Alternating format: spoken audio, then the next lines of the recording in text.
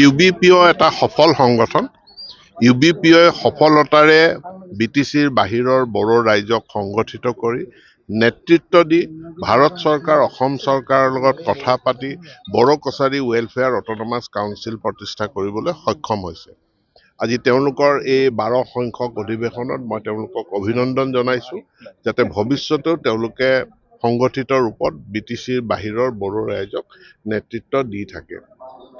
বড়ো মাধ্যমৰ যিখিনি বিদ্যালয় বিটিচিৰ বাহিৰত, সেই বিদ্যালয়খিনিৰ বিশেষ সমস্যা আছে আৰু আৰ্টিকল 6 মানে চুক্তিৰ দফা 6.3 অনুযায়ী এই বিদ্যালয়সমূহৰ কেনেকৈ প্ৰভিন্সিয়েলাইজেশ্যন কৰা যায়। বহু বিদ্যালয় আছে যিসমূহৰ তথ্য পাতি নথকাৰ কাৰণে তেওঁলোকে আওতাৰ ভিতৰত নপৰে।